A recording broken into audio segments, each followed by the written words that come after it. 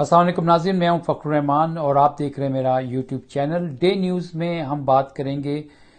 سابق وزیر اعظم عمران خان کے اوپر قاتلانہ حملے کی۔ عمران خان اس وقت لاہور میں شوکت خانم ہاسپٹل میں زیر علاج ہیں۔ 1.5 گھنٹے کی جو آپریشن جو تھا وہ کیا گیا اور ان کی ٹانگ میں جو گولیاں لگی تھی ان کو نکال دیا گیا ہے۔ عمران خان کو 2 گولیوں کی لگنے کی اطلاعات تھی اور اسی طرح سے کچھ اطلاعات یہ بھی تھیں کہ عمران خان کو 3 یا 4 گولیاں لگی ہیں۔ عمران خان کے اوپر قاتلانہ حملہ جو تھا یہ بالکل ثابت ہو چکا ہے کہ عمران خان کو دھمکیاں دینے والے کون تھے اور عمران خان کو سیاست سے اور باقاعدہ ان کی زندگی ختم کرنے کے در پہ کون افراد تھے، ان کے بارے میں کسی کو بھی اس وقت کوئی شک نہیں ہے۔ پورے ملک کے اندر جس طرح سے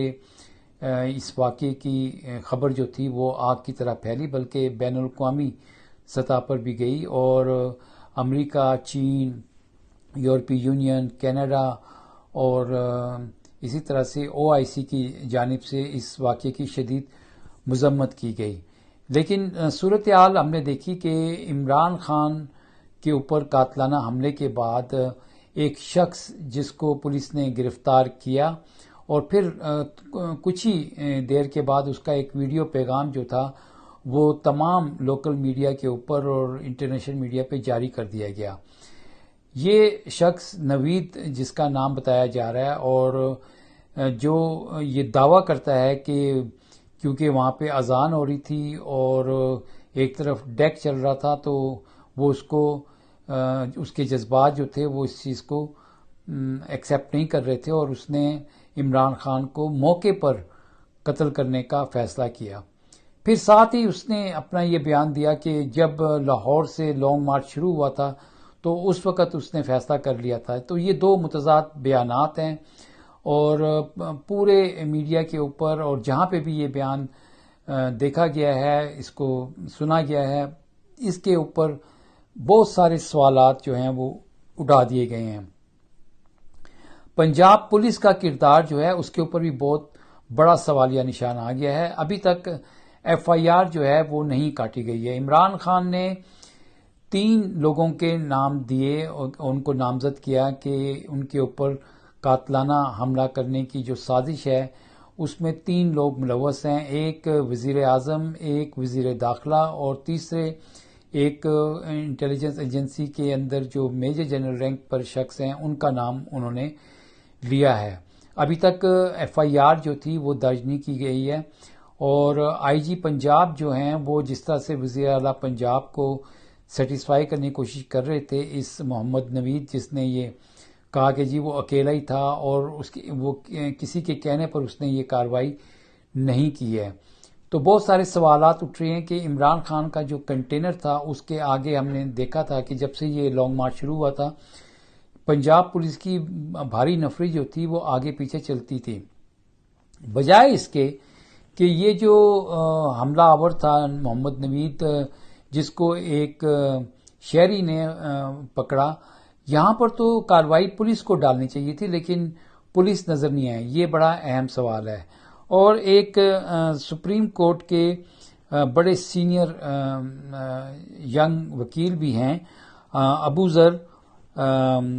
ابو ذر سلمان نیازی، ان کی ایک ٹویٹر کے اوپر جو سٹیٹمنٹ ہے میں آپ کے ساتھ شیئر کرنا چاہتا ہوں، بڑی دلچسپ سٹیٹمنٹ ہے۔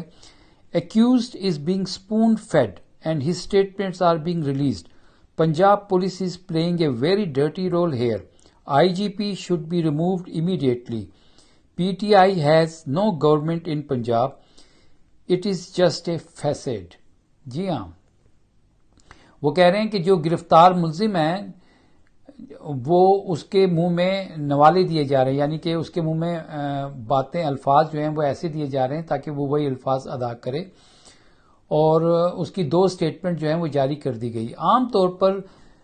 جو قتل کا کوئی مقدمہ ہو یا اس طرح کی کوئی کارروائی ہو اس میں پولیس جو ہے وہ گرفتار افراد کے چہرے جو ہے وہ چھپاتی ہے ان کے چہرے کے اوپر جو ہے وہ کپڑا ڈال دیا جاتا ہے اور اس طرح سے فوری طور پر میڈیا کے سامنے بیان کو نہیں لایا جاتا. اور جس طرح سے مذہبی منافرت کے کنٹیکسٹ میں یہ ساری صورتحال جو ہے اس کو لے جانے کی کوشش کی جا رہی ہے. جاوید لطیف جو تھے ان کی جانب سے کچھ عرصے پہلے بیان دیا گیا تھا اور پھر پنجاب میں ان کے خلاف مقدمہ بھی دہشت گردی کا درج کیا گیا تھا تھانہ گرین ٹاؤن میں. میرا کہنے کا مقصد یہ ہے کہ جو اس وقت صورتحال ہے اس میں جس طرح سے یہ جو سینئر وکیل ہیں ابوذر سلمان نیازی، انہوں نے کہا یہ واقعی ایک بہت بڑا سوالیہ نشان ہو گیا کہ پنجاب میں کہنے کو تو اس وقت پی ٹی آئی اور پی ایم ایل کیو کی کوalition حکومت ہیں. وزیر اعلیٰ پنجاب جو اس وقت ہیں پرویز الہی، وہ پاکستان مسلم لیگ قائد اعظم سے تعلق رکھتے ہیں اور پی ٹی آئی جو ہے وہ بہت بڑی اس کی تعداد ہے ایم پیز کی، اور صرف پی ایم ایل کیو کے جو ایم پیز ہیں ان کی تعداد تو 10 ہے. 10 سیٹوں کے اوپر وزیر اعلیٰ ان کا ہے. اور جس طرح سے پولیس کا اس وقت تک کی کارروائی کو اگر ہم دیکھیں تو واقعی پی ٹی آئی کا تو کہیں نام و نشان نظر ہی نہیں آ رہا کہ وہ حکومت میں ابھی تک ایف آئی آر درج نہیں ہو سکی. یہ بہت بڑا سوالیہ نشان ہے. مقصد لانگ مارچ کو روکنا تھا. لانگ مارچ کا جو کنٹینر ہے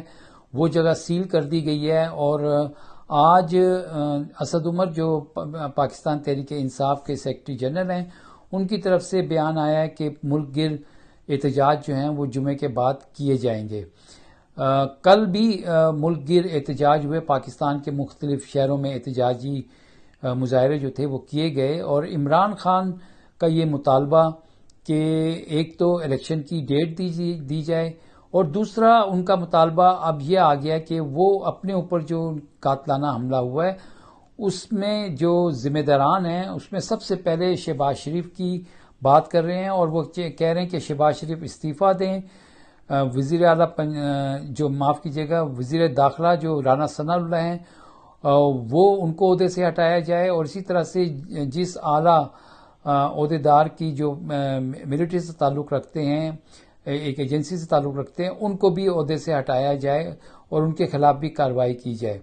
یہ عمران خان کے جو مطالبات سامنے آنے کے بعد اب پی ٹی آئی کا موقف یہ ہے کہ جب تک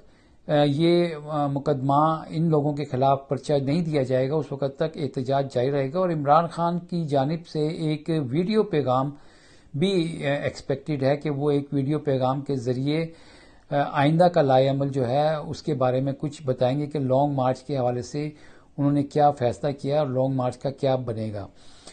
صورتحال یہ ہے کہ اسلام آباد میں ہزاروں کنٹینر جو ہیں لگا دیے گئے ہیں. 30-40 ہزار کی جو فورس ہے جس میں پولیس ہے، رینجرز ہیں، ایف سی ہے، وہ ان کو تعینات کر دیا گیا ہے. اسلام آباد کے اندر کسی بھی صورت میں کوئی بھی احتجاجی مظاہرہ کرنے کی اجازت نہیں ہے. اب دیکھنا یہ ہے کہ اگر عمران خان پر جو قاتلانہ حملہ ہوا ہے اور جو ان کا مطالبہ ہے اس کے مطابق اگر پولیس کارروائی مکمل نہیں کی جاتی تو پھر پنجاب کے اندر جو موجودہ حکومت ہے اس کا مستقبل کیا ہوگا، عمران خان کیا فیصلہ کرتے ہیں. اور دوسری بات یہ ہے کہ پھر احتجاج کا جو لائحہ عمل ہے وہ کیا ہوگا. تو راولپنڈی کے اندر ہم نے دیکھا، پشاور میں دیکھا، کراچی میں دیکھا، لاہور میں دیکھا اور مختلف دوسرے جو شہر تھے جگہ جگہ پہ کل شام جو تھا اس واقعے کے بعد احتجاج دیکھنے میں آیا تھا. ایک سب سے اہم ڈیولپمنٹ جو اس مہینے ایکسپیکٹڈ ہے وہ نئے آرمی چیف کی تقرری کا معاملہ ہے. اور نئے آرمی چیف کی تقرری جو ہے اس حوالے سے ابھی تک گورنمنٹ کی جانب سے کوئی پروسیس جو ہے وہ انیشیٹ نہیں کیا گیا ہے. کب شروع کیا جائے گا کیونکہ 29 نومبر کو موجودہ آرمی چیف کی جو مدت ملازمت ہے وہ ختم ہو رہی ہے. پاکستان کے اندر جو صورتحال، سیاسی صورتحال ہے وہ بہت زیادہ اس وقت گمبھیر ہو چکی ہے اور آئندہ آنے والے دنوں میں یہ کیا صورتحال اختیار کرے گی. اگر شہباز شریف کو اپنے عہدے سے استعفیٰ دینا پڑا تو پھر نئے آرمی چیف کی تقرری جو ہے وہ کون کرے گا اور یہ کس طرح سے عمل میں لائی جائے گی، یا موجودہ آرمی چیف جو ہیں پھر وہ کچھ عرصے کے لیے، جیسے کہ پہلے کہا گیا تھا کہ 6 مہینے کی توسیع جو ہے ان کو دے دی جائے گی. اس ضمن میں لاہور میں گزشتہ دنوں بھی ایک وزیر اعلیٰ پنجاب اور ایک اعلیٰ ترین ملٹری شخصیت کی ملاقات کے حوالے سے بھی کچھ اطلاعات تھی، اور اس میں بھی ایکسٹینشن کے حوالے سے یہ دعویٰ کیا گیا کہ بات چیت کی گئی تھی، لیکن یہ کیونکہ جیسے میں نے آپ کو کہا کہ بیہائنڈ دا سینز میٹنگ ہوتی ہیں، ان کی نہ تو کچھ ابھی تک تردید آئی ہے اور نہ ہی کوئی تصدیق آئی ہے۔ بہرحال یہ امپورٹنٹ تقرری جو ہے وہ موجودہ حکومت اور جو اس وقت 13 جماعتوں کی کوalition حکومت ہے، اس میں نون لیگ کے وزیر اعظم ہیں شہباز شریف، انہوں نے فیصلہ کرنا ہے نئے آرمی چیف